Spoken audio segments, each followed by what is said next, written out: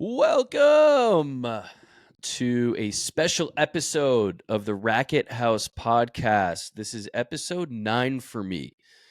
And this is where we discuss all things music and success in our fun corner of the world, helping to inspire, inform, educate, motivate, and keep hope alive for musicians, creatives, entrepreneurs, and anyone else who wants to grow their brand in the music or creative spaces.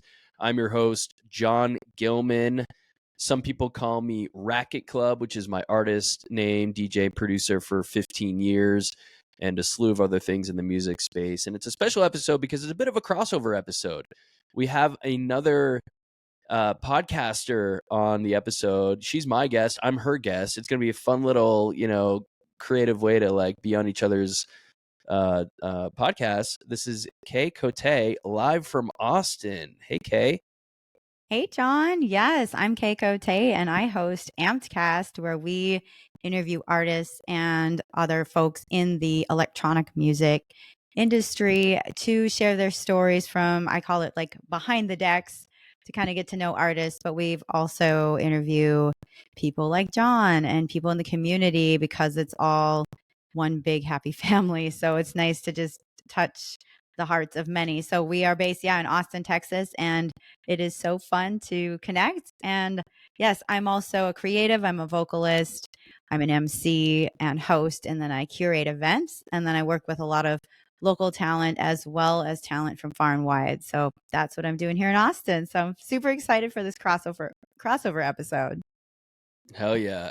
And what you won't know about this is like our fourth time attempting at doing this podcast. The first several were just scheduling issues, sickness, holidays. It's now January 3rd, so we've kind of gotten through the holiday madness, and then tried to record yesterday, and technology just straight up failed. So hopefully everyone can hear this okay. We're coming in crystal clear on the video, on the YouTubes, and wherever else you're watching us, or streaming on Spotify, SoundCloud. So thanks for being here. And yeah, I mean, just from where I'm sitting here, the reason why I wanted to chat with Kay and have her on is actually a good friend of mine, who's also in the a big fan of music. That's actually the literal reason that we met.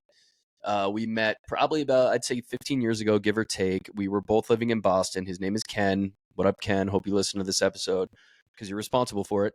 And we were both going to Chicago for, it was like around July 4th, music festival happening out there. And a mutual friend of ours, also in the the music community in Boston, was like, you guys should meet. You're both going to be in Chicago. And we met at this this like July 4th day party in a parking lot, and this DJ named Dubfire was playing, who's a pretty big name DJ if you're in that scene at all. And Ken and I met there, and we hit it off immediately, and like the rest was history. And so we've been friends ever since.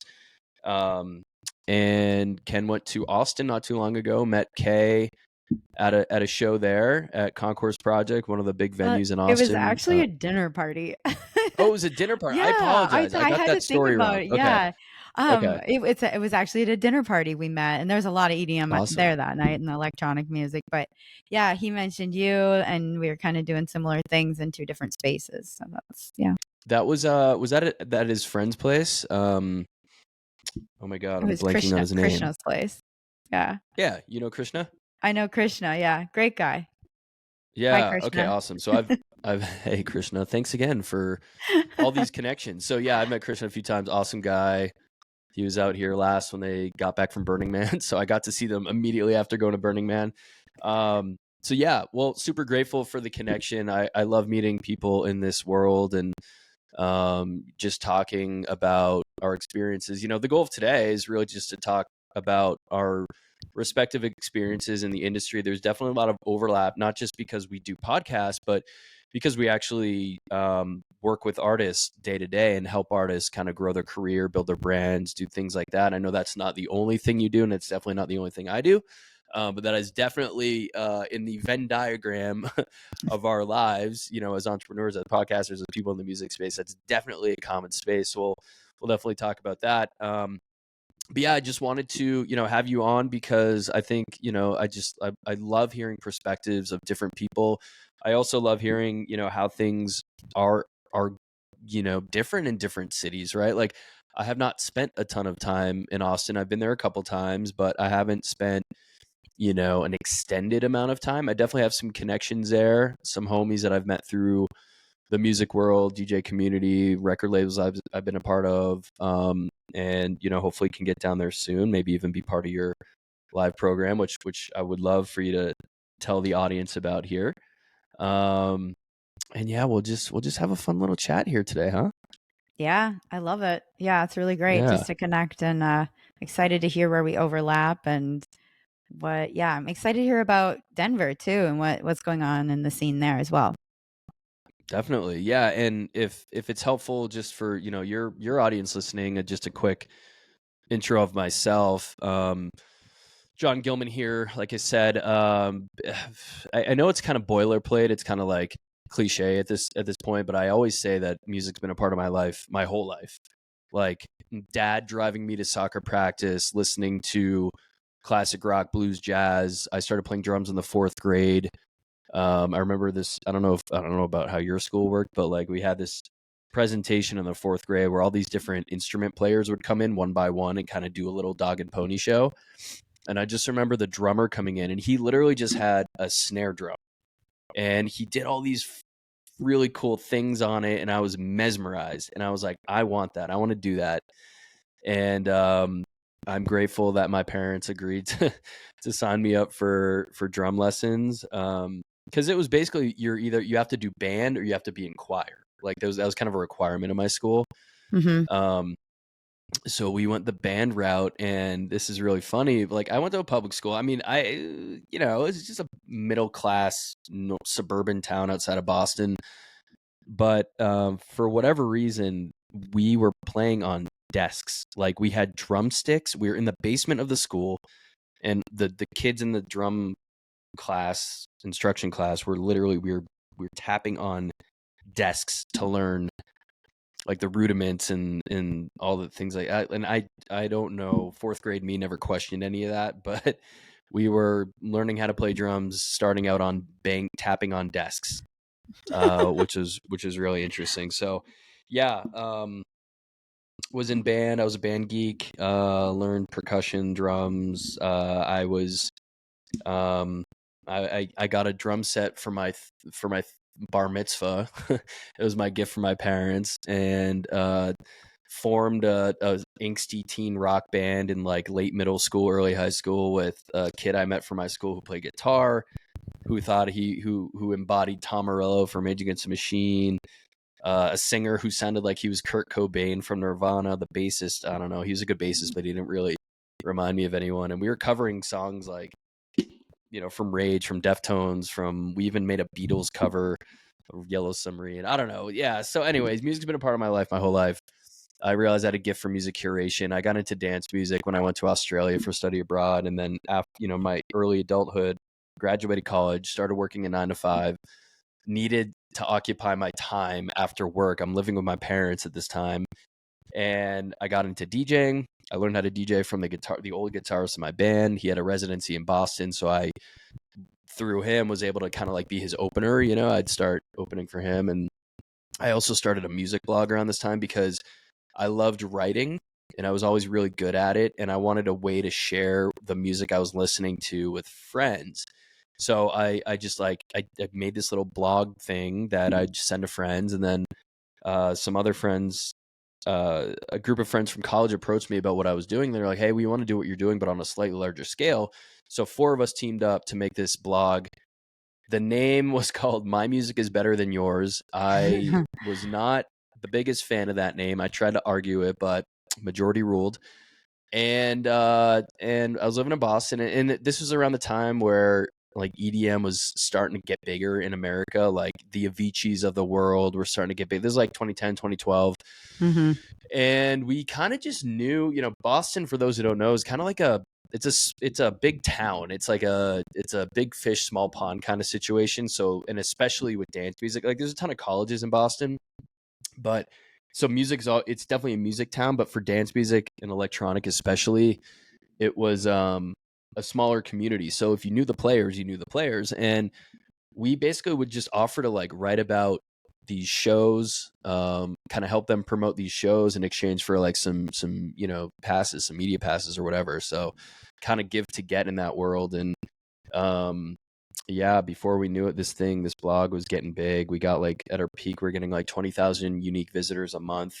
That's And that incredible. was with, yeah, it just showed the value. We were posting, we were writing articles every day. This is before social media really blew up. Like Facebook was around, but this was not the social media that we know today. And yeah, it just, we had writers and photographers around the country. Or like kind of we made it moment was we got invited to cover Ultra Music Festival as members of the media team. We're like on stage with some of the biggest artists in the world. Like it was super cool. So did that for a while, started getting into producing events around Boston, and then I moved to the West Coast for job opportunity, and that's where things continued growing. Got into artist management, got into being at a small record label as an A&R, which was always a dream of mine. Started this event series called Pizza and Techno with some friends that I met in San Francisco Bay Area. And then moved to LA after 5 years and spent 5 years in LA, kind of doing the same thing. Got into production as well. So started making and releasing music, went to IO Music Academy to really polish some skills there, and joined another record label called Top Shelf Disco, which was just a collective COVID shutdown event. They formed a label. I joined a part of that. So yeah, I've done a lot of different things, and sorry to take up time with this long intro here, but I think like it's worth mentioning because it all gave birth to what I started earlier this year when I just decided corporate life wasn't for me anymore. I had a 3-month stint at a very early stage startup that was a ticketing company, and it was like adjacent to music. I'd always wanted to work in music full time, make money doing it. And then just earlier this year, started my own venture called the Racket House, which was, I was using that name as a artist management company and production company, but then I decided I didn't want to do management anymore. I was kind of burnt out from producing events, especially in LA, where it was just so competitive and so hard to run successful events there. And my reflection was like, all these people coming to me for advice in the music space over the years, could I actually make something out of this? Almost kind of make like an artist development agency, basically. And I took a video of myself, put it on the internet, put it on Instagram, and I asked if people would want to work with me one-on-one on helping to grow their career in music, more of kind of like a strategic consultant mentor kind of role. Because I'd worked, a lot of roles in like business and kind of had the business brain and the music brain. So like, how do we help you think of yourself like a business, grow your brand, all that stuff. And yeah, I had a few clients sign up within a few days, and I was like, okay, this is real, so let's get it. And I've been doing that for the better part of this year, while still, making music, DJing, doing all that. So have to lead by example, of course, as an artist, but I'd be remiss if I didn't say that, like, I wish more of my time was dedicated to making music, but I'm so, I'm just really trying to make this artist development thing real and trying to help so many artists. So that's my long intro. Okay. Thanks for listening. Yeah, no, it's very inspiring. It's actually super cool because as you were going through it, I could see elements of the overlap between where my story met yours. Very different, but we kind of came to the same conclusion, which is really cool. So, absolutely love that. Same with you. Music has been a part of my life since I could, like, as I was walking and talking, I was singing and dancing. I was like obsessed with Liberace. I was just mesmerized by Liberace on the screen when I was a kid. And I've always been like a natural performer. And when I grew up in a small town in North Dakota. And so there weren't a lot of opportunities. That was like the one downfall. But I did do what I could, and my parents made sure to put me into different programs because I didn't really like school very much. I just couldn't find the right fit there, and kind of went through some hard times there. And when I found music, was it just really helped me get through those times because it was a way of self expression and other arts as well. I was in visual arts, and then I also I called them my radio shows, and I would just like record on cassette tapes. Yeah, that shows my age. But Mhm. yeah, so I was like always really a creative kid. And then I went to music camp, and I played. I wish I would have been doing percussion. I Mhm. love percussion. I love rhythm, but I followed in my sister's footsteps and played clarinet for a few years. Hated it. But then I picked up the guitar and loved that. And really, ultimately, it came down to my vocals. That was my main source of like where I I would, think, yeah, that's yeah. a funny comment, like, because I think grass is always greener, right? Like, I loved playing drums, and I Mhm. wouldn't change that for the world. But what when it comes time to like learning to produce music, you have to be the full band. So I had Yeah. like relatively no music theory background, right? Like I'm not a melody person. I'm trying to Mhm. be more of one, but when I create music, it's bass and drums first. Like that is always where I start. Mhm. Um, and they tried to teach us music theory as part of the percussion group and they tried to do that via like bells, Mhm. right? Mhm. Like mallet instruments. And I was so rebellious as a middle school and high schooler. I just didn't want to do that. All I wanted to do is play drums. Like literally the Yeah. full drum set, not even just a snare drum. I just wanted to bang around on the drums. So yeah, grass is greener for sure. I think if I didn't play drums, I would have wanted to play like bass or something like that. But yeah, Yeah. so Yeah. maybe we'll teach each other someday how to play our respective instruments. I do want to get one of those drums you sit on. Was it Cahoon? Cajon. Oh, I you I'm sit on it butchering and it. then you kind of use your hands to like, Yeah. Yeah, yeah. it's like, and I want to do that and sing. So I'm actually I'm doing my very first jam session next Tuesday with a band. So Hell yeah. yeah, so I guess I stayed with vocals all the way through high school into college. And then I did some stuff in LA for acting. So I did acting, singing, dancing, and had an agent for a year, but I didn't really do much with it. This was like my early 20s. But I did Mm, local stuff. I came back to North Dakota from that training and I did local commercials. I was in one feature film. Just like tried to do what I could with where I was at. I did talent mm, booking in college as well. And so I always loved to throw a party. Like that was always mhm, my thing. I like to bring joy through that and through like curating different artists. Well, fast forward to a couple years ago, I got into I had my first radio show, which I brought in just people to have conversations with, and my first guest was an artist who did a live song. And then that turned into a podcast. mm, And then that turned into moving to Austin, Texas from Fargo, North Dakota. So mm, big shift, great shift. And I was actually in more of the wellness space at that point, but I was still mm. doing like podcasting. I was still doing entertainment, media, stuff like that. And then I I used to got date a into girl the from music. Far. So I used to Huh? date a girl from Fargo. I wonder if you guys know each other. Can you say her name? Yeah. Yeah, she's not gonna listen to this. Do you know a girl named Leanna Liana. I, McFarland? I don't think so. That's okay. That's We okay, probably have audience. some We'll mutuals. discuss this offline. Yeah, but Yeah. funny. Okay. So so you moved to To Austin and you continue. were in the wellness space. Actually, and while you're talking too, I'm realizing we have more in common than initially thought, right? Like you spent some time in LA, you party event curator. Oh my God, there was more. There was more that just came to I mind. did artist booking. Yeah. Bookings, yep, Mhm. definitely. Okay, continue the story. Yeah, so it kind of blew up. So I got into shuffle dancing back in North Dakota and I did work with a Nice. couple of artists out there and there was one artist we for a month right before I moved. I was like we had one of those like F it, let's just do this and I danced like I was his hype dancer. He was a DJ at a local club. It was a very small club, but local bar. And we Mhm, had that whole place. It was a college bar. That whole place was just mad. Like they loved it. The house actually asked me to like they didn't know I was moving. They were like, "Hey, we want to hire you on. We love what you bring." And I was like, "Oh my gosh, well now I'm moving to Austin. What the heck?" mhm, Well, I got out here and I was like, "Oh, that just like opened the door." So I started with just shuffling for fun and mm, I met artists and I really got drawn into that. And then I started Amplify EDM to help coach them. to help them think of their music as a business. My background in Mm-hmm. marketing, that's what I graduated with, Mm-hmm. marketing and graphic design. And so that's always been a part of my life too. So I was like, how can I merge these worlds together? And there is such a need for it. So that's how we Mm-hmm. started. Then we started throwing parties to be a community, like a community industry night that highlighted artists with a live podcast component. And then fast forward now, we're doing that monthly, and that's been taking off.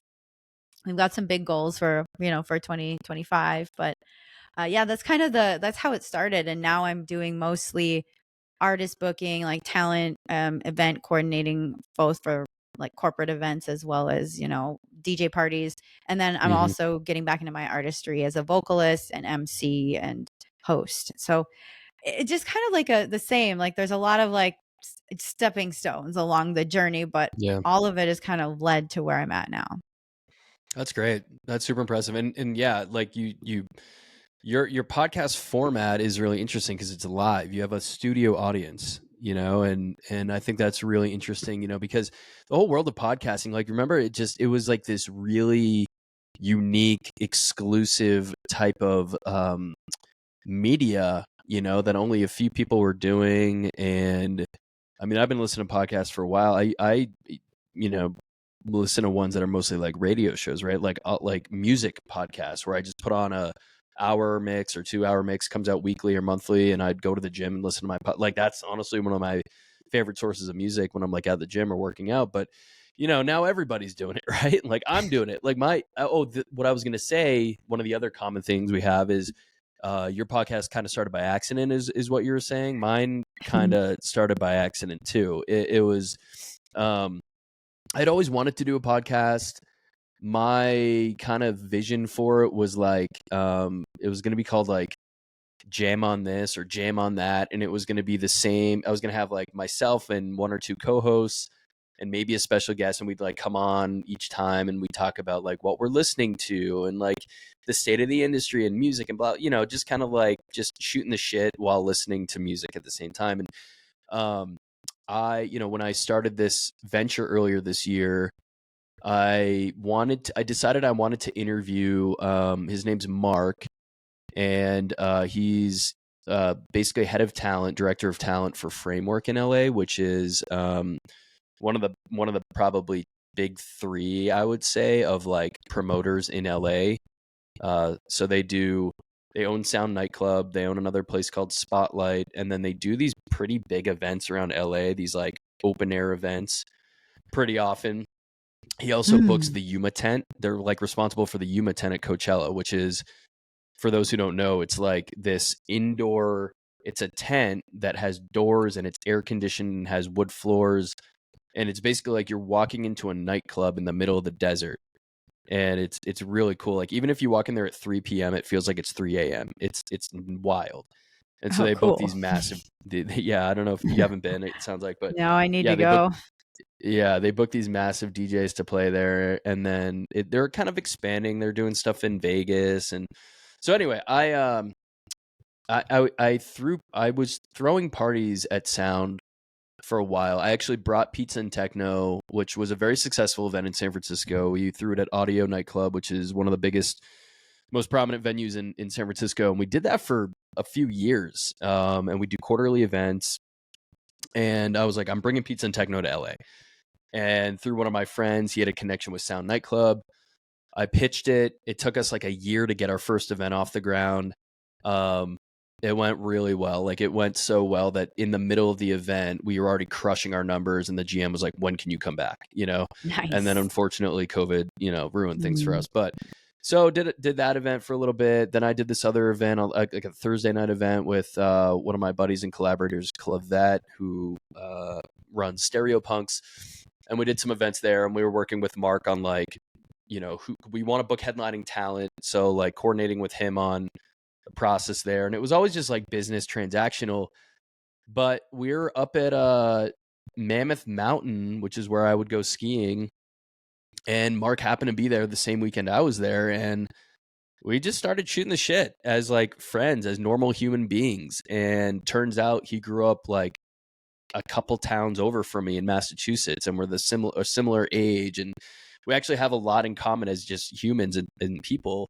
we'd have a beer together, and like that like really took our relationship to a better, different type of level. And for anyone listening out there, like networking is so important, but sometimes it just happens accidentally. So if you find yourself in, this is a little unsolicited advice, but if you find yourself in a situation where you're with somebody that you've been trying to build a relationship with, like try to take a human element, a human side to it. Like get to know them as a person and not try to talk shop. Like I think we want to talk shop immediately when we see people that we've been trying to meet or collaborate with. And it's like, nah, get them to know who you are, get them to like you, get them, be personable. But anyway, I hit up Mark and I was like, hey, like, could I interview you and record the conversation and then like use some of the snippets for social media to like help educate or inspire artists? And he's like, yeah, I'm down. So he gave me like 20 minutes of his time. We recorded a conversation back in June, and I was posting clips of it that were super helpful because I was asking very direct questions like, hey, do you look at an artist's social media when you decide if you should book them? And he's like, I hate to admit it, but yeah, I don't use TikTok, but I will pull up like 2 tabs. I'll pull up Instagram and I'll pull up like Spotify or SoundCloud. And so I'm posting these snippets and people are like, where's the full episode? Where's the full conversation? And I'm like, I guess I could post it. So I literally just took this raw conversation, basically unedited or anything, and I put it on YouTube, and that became the first episode of the Racket House podcast. And from there, I just made it a goal to have on people that I thought would be really interesting. I'm trying to put myself in the listener's shoes, the independent artist's shoes.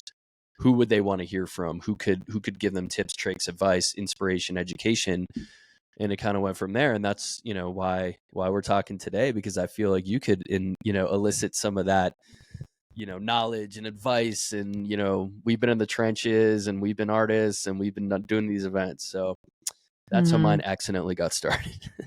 Yeah. Well, you touched on some great points there, especially like once you're in the industry, it is pretty small. Like in a way where you meet people, you're gonna start meeting people, and to be able to find that balance between, especially if you're an artist looking to get booked, to find that balance between like, be human first, have conversations with someone, see how they are and receptive, and then be helpful, go to shows, attend things, those are the things that can really set you apart. And then, have your EPK, your press kit ready, or your elevator pitch or something, or know something about your music in case somebody asks, they more than likely will, but let it be organic. That's like one thing that I've had to learn too, coming from someplace small to here.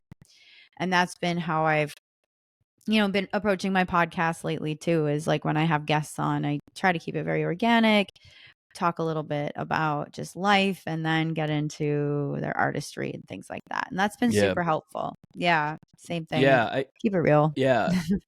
Yeah. No, I mean, that's great. I mean, like one of the things that I really like, I beat a lot of drums, no pun intended, or compared to my previous life, but I beat a lot of drums in this world of like, like there's a lot of things that I will repeat with the artists that I work with and the advice that I give.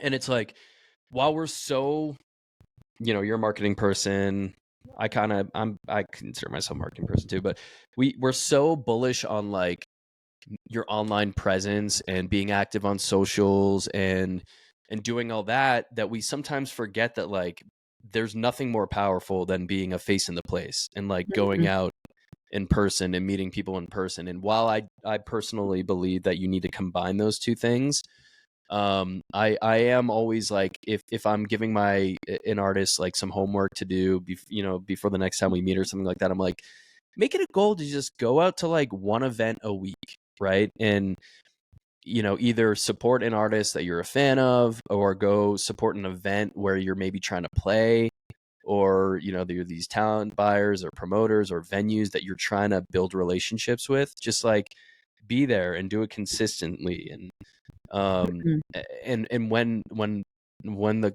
artists that I work with do this stuff, it's like, boom, we've unlocked a superpower, and they're making all this progress just by going out on their own 2 feet and being there and building these relationships. So I'm glad you brought that up. Oh, 100%. That's what I've been, coaching with my artists as well. Get out there, put yourself out there. And I realized too, I needed to do the same. Like I was putting myself out Hmm. there, definitely doing that, but I wasn't seeing the results I was looking for. And so I switched gears recently slightly, just like a slight pivot, like all of these, are kind of stepping stones. And I thought to myself, I need to put myself out there as an artist more rather than, behind the scenes, event production. And that I've already been seeing some big things happen. So I know that that slight shift of where I'm investing my energy or how I'm investing it really helps. So I think that can really help if like an artist or anybody in the industry is stuck and they feel like they're on a hamster wheel. They're like, why am I not getting results? I'm doing all the things. It's like sometimes you just need to look at making a 1 degree shift of something different, like just as, even if it's just attending a different style of an event or if it's tapping into your artistry in a different way, something like that. So I always say, if you're feeling stuck and you are doing all those right things, sometimes you just have to look inward and say, okay, where do I need to shift 1 degree? And Yeah. it Yeah. really makes a Yeah. difference. Yeah, totally. And I think that's true with a lot of things in life, right? Like, as simply put as possible, like, keep doing the things that are working. And for the things that aren't working, change a little bit, do something different. And that can be, it could be applied for so many applied to so many different things, like your social media posts. Like maybe they aren't getting a lot of engagement. Okay, analyze your posts and see the ones that are getting engagement, the ones that aren't.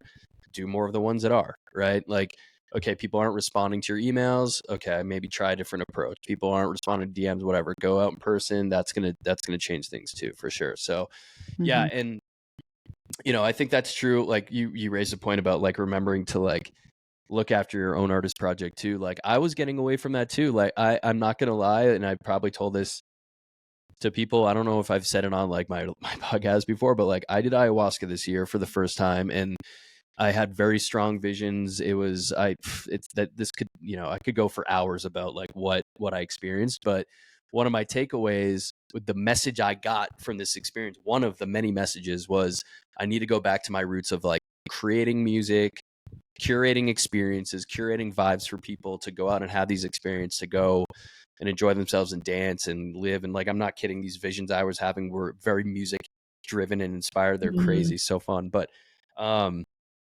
yeah. And, and one thing that I actually, I wish it was around for all 5 years when I was in LA, but on my tail end of my time in LA, a guy named James, who's actually an early guest of mine on this podcast, started something called Industry Hours, where it was a monthly networking meetup event for artists and anyone really in the space. And it wasn't, I don't think it had to be exclusive to like the electronic world, but that's just kind of the space that he came up in. Like he's a photographer, nightlife photographer, artist manager, and now doing these events. So like he'd have a panel, and a lot of the guests that he'd have on, I think, or all the guests he'd have on, were some way, shape, or form related to the electronic music industry. And like this thing, I was very inspired by it for the one time I went. And then any LA based artists that I was working with, I'd recommend they go.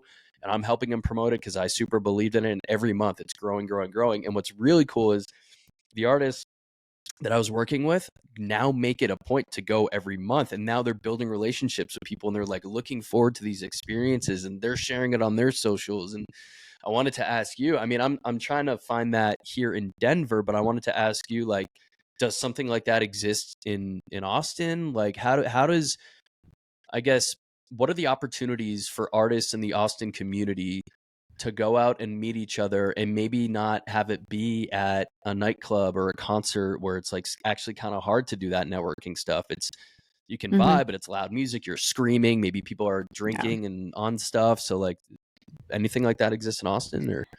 Yeah, I mean, that's what I'm building with Sessions. So Sessions Mm, is the live podcast event where we bring in an artist and then they, we do a live interview, and that is definitely industry night. There are some other opportunities here. There's a few different groups. I'm surprised at how spaced out the groups are. So I've been trying to go to everything, meet everybody. I just presented for the Austin Dance Music Summit, and most of the people in the room I didn't know, which I was really surprised. It was like a packed house. I didn't know but maybe 5 people there. And so that Mm. was really great to get in front of a new audience, connect with the organizers, make friends. I had one of the organizers, Carlos, give a an announcement at sessions. So I do community announcements, and it's open to anybody, music lovers, industry folks, anybody who really just wants to hear the stories and hear great music. And so we have that. We're really building that out. We want to do something for South by Southwest. So we're that was a that this is like where taking risks sometimes. And for me, I had even a couple of the artists I know were like, you don't, this doesn't sound like the brand. Why are you doing this thing? Like, what is this live podcast thing?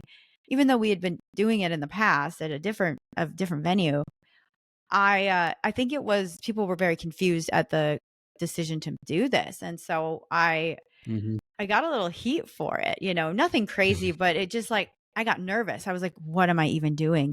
And we did our first one, and I was like, this is where I need to be. This is what I need to be Yeah. doing. It's something different.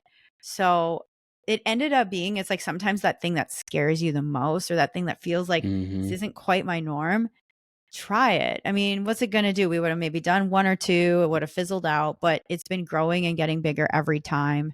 And we've had artists that have played Seismic Dance Event, which is a huge, like a local festival that Concourse Project does twice a year. Mm-hmm. And so I had a couple of those local artists, some artists that have moved away that came back and sharing their experiences. So yeah, long story short there, yes, I'm building that here. So sometimes we need to be the change if there is a need in the Yeah. community. Yeah, no, I mean that's great. I mean, yeah, no risk it, no biscuit. That's definitely like one of my taglines that I like. I actually bought this piece of art here that says "Take risks, make moves." Yes, I'm for Kick that. today's ask, right? Yeah, I mean, like, look, I think, the world rewards people who are bold and take risks and things like that. And I've taken some risks and they didn't work out, and I'm on this roller coaster now of for some, our love for music is a kind of our own worst enemy because it's such a hard industry to be successful. And not that it's impossible, but like, I'm on this trajectory now where I've had some success. I've had some days where I'm like, what am I doing? Like Yeah, this, same. but like, I love this, right? Like what we're doing right Mhm. now in this moment. Like I feel like it is one of my callings, like to talk and interview people and to find common ground and to elicit inspiration and education and stuff with people. And so I'm glad you were able to find that calling. And so with the event itself, is it, so you're interviewing an artist in a live setting, but then are there opportunities like for just like socializing, networking time? Like, are people able to come together and just like shoot the shit basically? Yes, so we open the doors. It's a Tuesday nights at 6 p.m. So it's like a industry night. We have an hour usually before the podcast at 7, and then we do community announcements about 10 minutes before that. And so we go for about 30 to 40 minutes recording, and then they give us an hour set, and then we close the doors around 9 o'clock.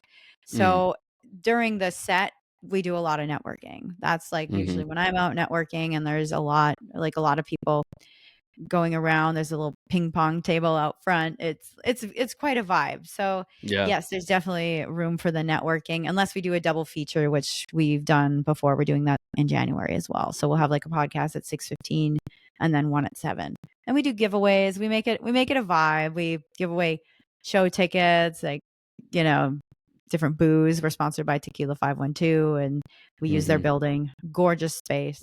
But yeah, I think it's just like we wanted to bring something fun and different and give people a place to connect and still listen to music, but it's not like a club, like you said. It's more Right. the lights are on, it's Yep. intentional. Yeah, so that's kind of the vibe. That's a good vibe. Yeah. I mean, that's kind of like this, I've been in Denver for about 5 months or so. And I've been, what I like about Denver is there's a great community here. Like some of my first impressions, like I've been coming to Colorado for a while, but I would come like when I was working one of my corporate jobs, it was my territory. Like I was in Mhm. sales and I'd come out here and, have my business meetings and stuff. And I had some friends who lived out here and I'd tack on extra time or I'd spend I spent 5 weeks out here during COVID, kind of tail end of ski season, but was living with my buddy in the suburbs. So like, I had some friends here, but like once I actually fully moved here and fully immersed myself, one of the things that I loved is like very friendly people, really strong community, great music scene. Like people, people who don't know Colorado and Denver, like I don't think understand like there is a thriving music scene here. And people, when I decided to move here, everyone I would tell who knows, people who know me know I'm in music and that's my thing. They're like, oh, there's a great music scene there. And I'm like, cool, it's dope. And so it's true. I mean, I live 20 minutes from Red Rocks, arguably one of the best venues in the world. And I've been able to see, I think I saw like 4 shows at Red Rocks within my first like month or 2 here. And yeah, so, and like coming from LA, like everyone's like, oh, LA is a music city. Like you got to be there if you're in the industry. Well, no, you don't. First of all, second of all, it's so competitive and it's so spread out. And like, there's pros and cons with all that, we probably don't have time to get into now, but with Denver, like physically being able to get around, the diversity of music that comes through here, is really inspiring. And so like one of the things I did when I first moved here was I'm a big like Threads proponent, Instagram Threads, which for those who don't know is like their answer for Twitter. So it's like a lot of text based, but their algorithm is great because it connects you with like-minded people. And that could be like geographically, that could be entrepreneurs, that could be people in music. And I posted, hey, just moved to Denver, where all my Colorado music heads at? And I got dozens of responses and like connected with people there that I'm now like friends with and have collaborated with or have played with. And so I met like somebody who's like a talent liaison for, they're now, Insomniac came to town recently and kind of, for those who don't know, Insomniac's a huge promoter. They do like EDC and stuff. But yeah, so people who are connected in the industry. And then I got some gigs out of it. And then I was like trying to ask around. I'm like, are there any like Denver music meetup networking events similar to like what my buddy started in LA? I wanted to try to replicate that here because I found so much value in it. And I got connected with this dude, Nick, who goes by Mick.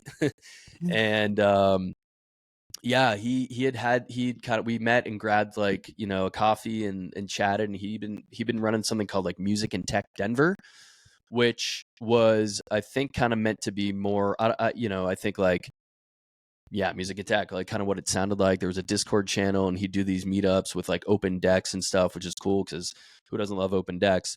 Yeah.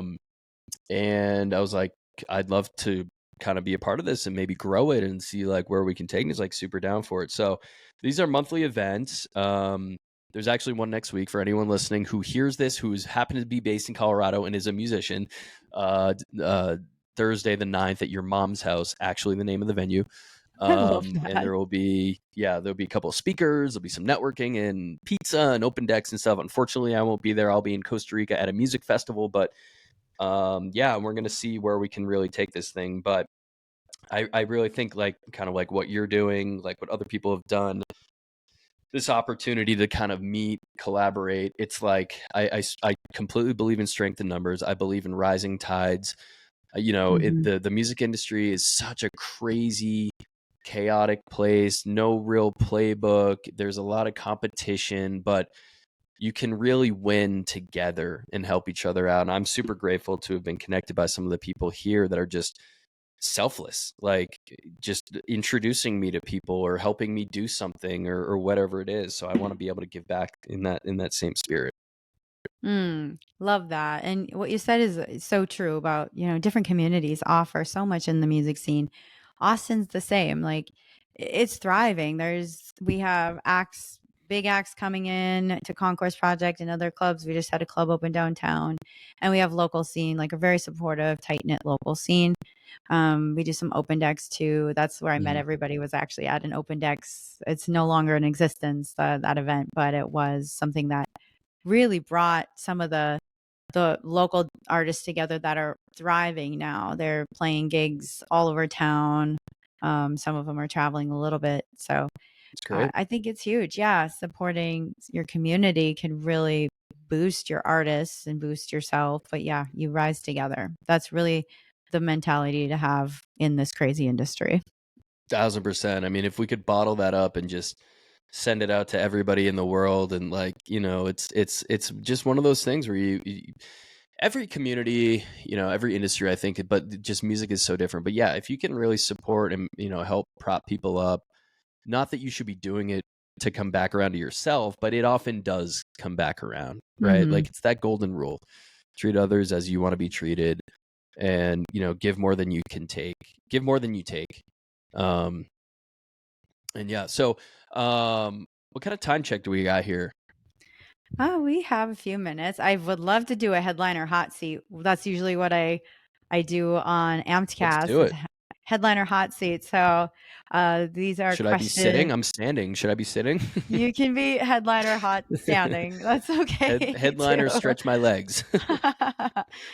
uh, so yeah, I feel these are going to be some like fun industry questions. So my Yeah. first question for you is, what is the craziest event you've ever DJ'd? Yeah. I guess, excuse me. I guess, yeah, we were talking about this before we started recording. I mean, I've played at Burning Man, and then, like, for those who haven't been, like, Burning Man is such a wild and unique experience that I always say to people, if you haven't been and you have at least 5% desire to go, just go, because there's nothing in the world like it. So I've played there, but I think my better answer is, when I first moved to Denver, I was trying to just, poke around, network, try to find opportunities to perform as a DJ, because that's what I love doing. It's my biggest outlet, my biggest favorite creative space. And I got connected with a guy who like ran a collective here in Denver, and he wanted me to come audition for him because they were taking on some new DJs. And he said, "Okay, well, the gig is we're DJing this place called the Scarlet Ranch this weekend." And I was like, "Okay, cool." And he's like, "Do you know what that is?" And he's like, he said, "Do you know what that is?" And I was like, "No." And he's like, "It's a lifestyle club." And he goes, "Do you know what that is?" And I was like, "Yeah, I know what lifestyle means, And for those listening who don't know what lifestyle means, it's a swinger club." So I was like, "All right, let's do it. Let's see what happens." He's like, "Bring your USB, bring your music, and you can play with me and audition, and we can see what your vibe is." And so I show up to this place, and it's like 30 minutes south of Denver. It's like, and it almost it's like a big cabin almost, like. And I get inside, and like the first thing I hear is an ass slap, like somebody slapping somebody's ass. And I'm like, there's people wearing everything from like business casual, like button down shirts tucked into slacks, to like nothing, to like nakedness. And Mhm. it's BYOB. You have to pay for a membership. Even though I was DJing, I still had to like buy a membership, and it's a lifetime membership. So you have to be a member, and you have to sign up. And anyway, long story short, there's like an indoor air. It's so interesting. Like, you can have a full sit down dinner there. You can play pool. There's bars with sports on TV, and then the downstairs is where this stuff goes down. You have some fun down there. No phones allowed. Let's just say that much. But yeah, it was midsummer. It gets hot out here, and they're DJing on the patio. And on the patio, it looks straight towards this giant pit, this giant foam pit. And I guess during the summer months, they have foam parties. Mhm. FOAM, foam, like soap. And yeah, and so like we're kind of DJing on this patio. People are kind of like around us dancing and stuff, but we're literally watching naked people play around in this foam pit, and there's like porn playing in the background and stuff. So yeah, that was definitely one of the most unique experiences that I've had DJing. Sorry for the long answer, but I felt like I had to really set that one up. That was a great headliner hot seat question. I think that was a juicy enough question. I'd have one more question. This is a little bit more Sure. about like you. Mm-hmm. In your like, pick any point in your career in music. What is a challenge you faced, and how did you overcome it? Um, I don't have a lot of regrets in my life. I think I've like as much as we all have those days where we're like down or fighting something, or we're like, what are we doing? I've had that a lot this year with this new business and venture and stuff. But one of my biggest regrets in life was not learning how to produce music earlier than I did. Mm-hmm. I had a friend when I was living in Boston. This is like my early mid-20s, when I was like coming up in DJing, and I had a friend who tried to teach me Ableton, which is one of the, I guess, probably big three software programs that people use to produce with.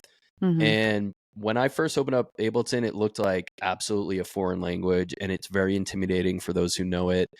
And I was given homework to try to do, and I just didn't do it. I just didn't, for some reason. I just did not pursue learning how to produce. So then, cut to like a little bit of my time in San Francisco, and then definitely my time in LA. And for some reason, I just never I was like, I'm a DJ. Like that was my thing. But then like as everybody, as all these people started becoming DJs too, the barrier to entry was lower. Like the technology was easier to purchase. Like everyone's becoming a DJ. And so the competition gets more stiff. And not the one of the ways you can stand out as a DJ is by making your own music and getting known for your actual music and your productions. And that's really being an artist. And so that was a challenge of mine. I felt like I kind of either hit a plateau, or I wasn't really getting as many opportunities as maybe I could if I really started building my brand around the actual production side too.